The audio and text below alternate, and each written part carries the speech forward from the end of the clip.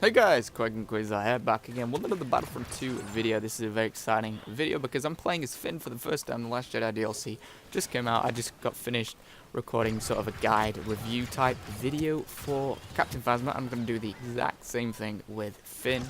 Phasma was surprisingly interesting, so we'll see how Finn works. I'm going to be giving you sort of early gameplay and my opinion of the character, how cool it is, and also a guide. Like, I'm going to try and pick up some tips during this video. This is literally, I'm winging it. This is the first time I've played Finn, but hopefully by the end of the video you'll have some helpful tips and tricks for Finn.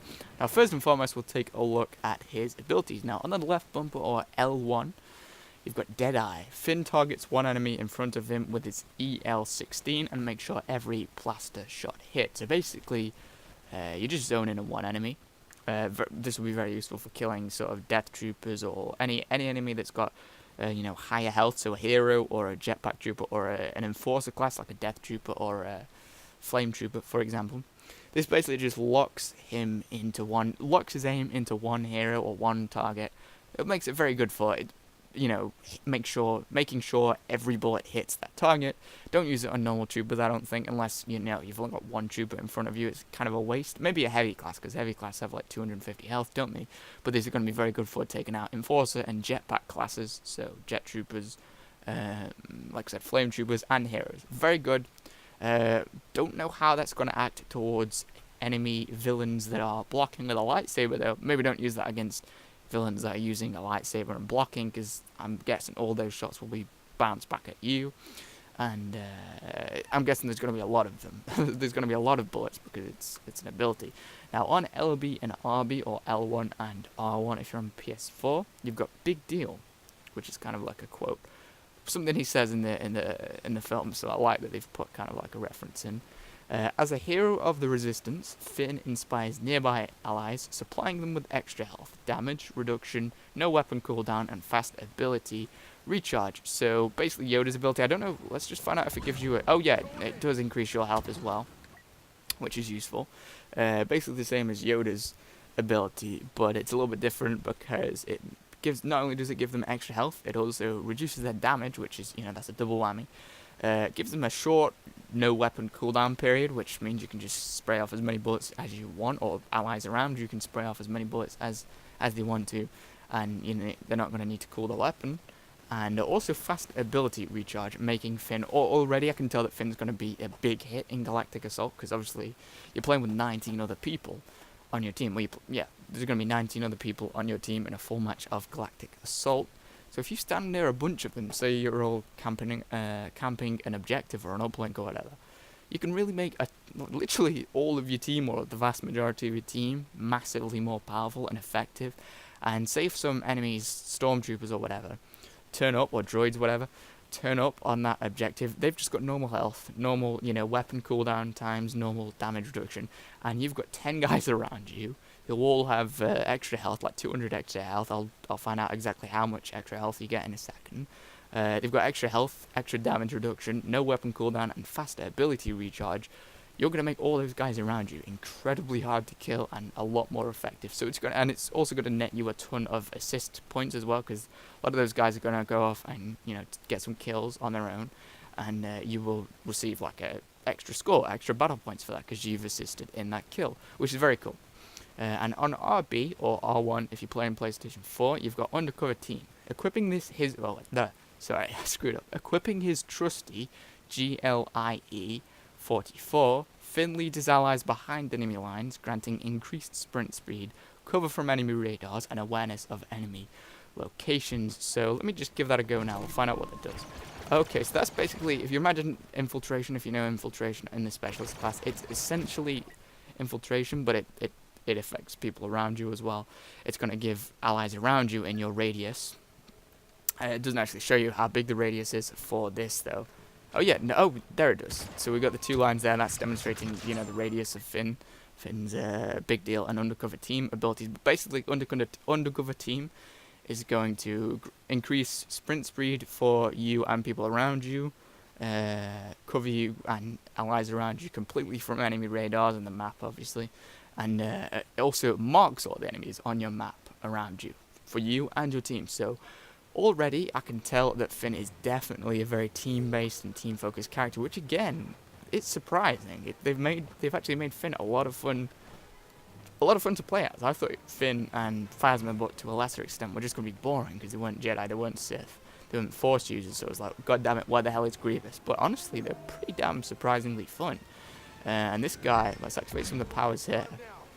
This guy is, right, I'll activate both the powers now actually. Oh, well, you also get a different weapon when you're using Undercover Team. You pull out like a pistol thing. It's got a very high rate of fire and an incredible amount of damage. He's probably the most team-focused or support-focused hero in the game, even more so than Yoda, in fact, because basically two of his 3 abilities are support-focused. So, you know, he's a very support-focused hero. We'll use the one on LB and RB, where you lock. Oh wait, no, where you lock in to a certain enemy. Yeah, okay. So this is locking into a certain enemy. If that certain enemy gets killed by you or a teammate, what's going to happen is basically it's going to instantly switch to a new enemy, left or right or behind that enemy, which is really good. So it doesn't just last for one enemy. So if you take that guy down that you're shooting at, or someone else does, it's going to instantly switch to a different enemy if there's an enemy nearby, and you're going to be able to take multiple guys out with it, which is very, very cool. I'm just going to let my health regen fully now so I can tell you how much extra health you get with Big Deal ability, the healing ability. I've got to let my health regen first though. Get wrecked, dude. Right, so we're at 285, so activate that. Okay, so 215. God, I've got to do maths. 140. So you get 140 extra health when using the Big Deal ability, and that is if you don't have any star cards equipped. I've just started playing with these 2 new heroes, so I've got no star card upgrades or anything. So you get like in fact, I will respawn it now and just make sure that that increase in health is the same, no matter how much base health you've got. But you get like 150 extra health. That's how much you get basically. We'll do it again. So I'm at. Oh, he also has 600 base health, which is lower than a lot of the other heroes and villains. But I'm gonna activate it now. Okay, so it's increased my health now by 220. So I guess it depends on how much existing health you have when you activate it, but it's pretty good. It's essentially the same as Phasma's extra health ability. It's essentially the same as Yoda's extra health ability. It's not that different. It's essentially the same.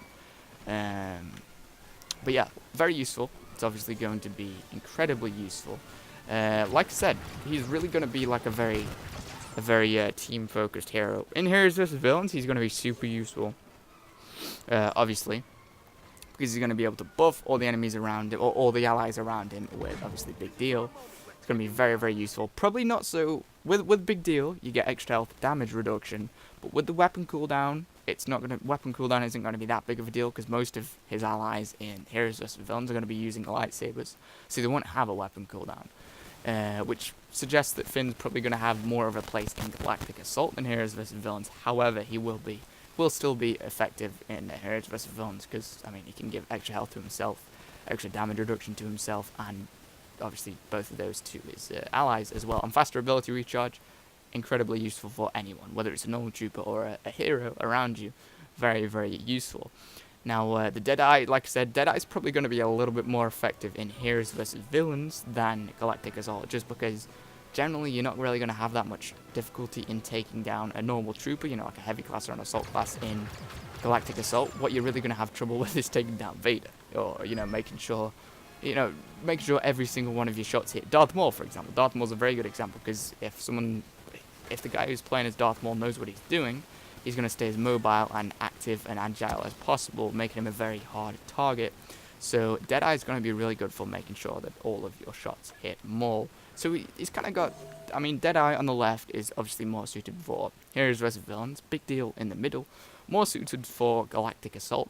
And Undercover Team is definitely a lot more suited for Galactic Assault, simply because it covers you and your allies from enemy radar. It marks every enemy on your map for you and your allies, and it increases sprint speed. All of those increases and buffs are they're going to be a lot more effective when fighting against infantry instead of heroes. But he's still going to be good in Heroes vs. Villains. I'll sort of just say this: he's probably going to be the worst hero to pick on Heroes vs. Villains, simply because he's only got 600 base health, which is lower than basically all of all of the heroes, all of the available heroes. So that's not great, and his powers are slightly more infantry focused, which means he's going to be obviously more useful on Galactic Assault than on Heroes vs. Villains. So I mean, I'd use him more often on Galactic Assault. Try him out on Heroes vs. Villains by all means, but he's really going to specialize on Galactic Assault a whole lot more. He's going to be amazing on Galactic Assault. He really is. Now, in regards to how he's going to do against Phasma, because obviously Phasma's just been added, I think, honestly, Phasma was a close range sort of hero or villain. Very close range, close to medium range. Check my video out that I've done of her, if you want. But this guy, Finn's definitely kind of basically the opposite of Phasma. He's more long range. He's using a weapon that's very accurate. Look, I can shoot now. I'll sustain my fire constantly. Oh, crap. They just freaking... There's officers, man. Oh, is it just me or officers like the trolliest class in the game? His gun is very much, like, very accurate. It's essentially very accurate. I'll hold it down now. Look, it hasn't got awful recoil. It's got very good accuracy, no matter how long you hold the trigger down. So it's got very good accuracy, and when you scope, it's got very good accuracy, meaning that, again, he's going to be better on Galactic Assault, where the maps are a lot larger and a lot bigger and a lot more open, and he's going to be better at getting headshots. Again, headshots are, it's an instant kill against infantry. It's obviously not an instant kill against heroes versus villains. So if you're going to be fighting against, for example, Phasma, to put him and Phasma sort of 1v1ing, you want to stay at long range with Finn, whereas Phasma's obviously going to want to get close to medium range. It's cool how they've added two complete contrasts and completely different, play style heroes. Very cool. It is very, very cool. In terms of his blaster, like I said, keep it at long range. It's essentially a sniper. It's like a long range sort of sniper. It's like a scout rifle, basically. It's very good at long range. It is, compatible at close range, I guess, if you're sort of fast enough and twitchy enough, but at close range you're probably going to want to switch to Undercover Team, where you pull out, what's the weapon called? You pull out the GLIE 44, because its fire rate is a lot higher, its damage is a lot higher, and it's going to be really good for close range, obviously, and it's going to mark any enemies on your map, which is obviously a close range type of thing. In terms of melee attack, he's got a normal melee attack. There's nothing significant with that. He's got a normal jump height and everything. Like I said, he's much weaker than a lot of the other heroes and villains because he only got 600 health. But yeah, keep this guy at long range. Try and start most of your fights at long range because he's a longer range character. Try and stay near large groups of your allies in Galactic Assault, or honestly just stay around objectives, because that means you're going to make your allies, obviously with Big Deal, the buff Big Deal, and with Undercover Team, you're going to be a big help to those allies, and you're going to make your your team as a whole a lot more effective and a lot more powerful. But obviously you've got to stay near your team for any of those buffs to apply, so you've got to stay. I'll show you the radius now. That's the radius. You can see that yellow line there. That's the radius. So you've got to stay within sort of 20 meters of your teammates for it to really take effect. So just try and stick to objectives in Galactic Assault, honestly, because that's where the majority of your teammates are going to go, especially Assault and Heavy and Officer classes. They're all going to go to objectives. So head to the objective yourself. Yeah, stay near as many people as you can so that you're a lot more useful. You'll be a lot more useful to your team and as a whole, and you get a lot more points, a lot more score, and a lot more battle points if you stay around your teammates so that you can actually apply those buffs that I've just been talking about. Also, I'm trying to shoot this guy now. I used what was it called? Deadeye, I think. I was using Deadeye there, and he had a shield up. I don't know what was happening, but it stopped me from firing when. So don't use Deadeye on a shielded enemy. If there's a heavy class that's got shield active, don't use Deadeye on him because it's probably not going to take him out. It's obviously going to cause problems anyway. So bear that in mind. I'm trying to find a guy that's using. Whoa! I've actually just the auto aim of Deadeye is crazy. Like I was firing over there, and it still hit that guy. So the auto aim Deadeye, if you've got bad accuracy or maybe you play on super high sensitivity, Deadeye on the left bumper or L1, very, very effective. You could shoot over here and it would literally hit an enemy over there. It's very effective. I'll use it now, watch. If you've got a lock on him, it will hit. As long as that little red squares around him, it will hit, which is insane. Again, very good for hitting hard to hit enemies like Darth Maul, who's obviously very fast and very agile. What else can I say about this dude? Honestly, yeah, stick to objectives, stick to large groups and everything. That's where you'd be most useful. And use Finn to his highest potential. At close range, pull out the pistol on RB. I think I've covered everything. I do think I've covered everything. I will be making an in-depth sort of playstyle guide for Finn at some point. And I'll also be doing a gameplay, not a gameplay guide, a leveling guide. Like which star cards to pick as Finn and why.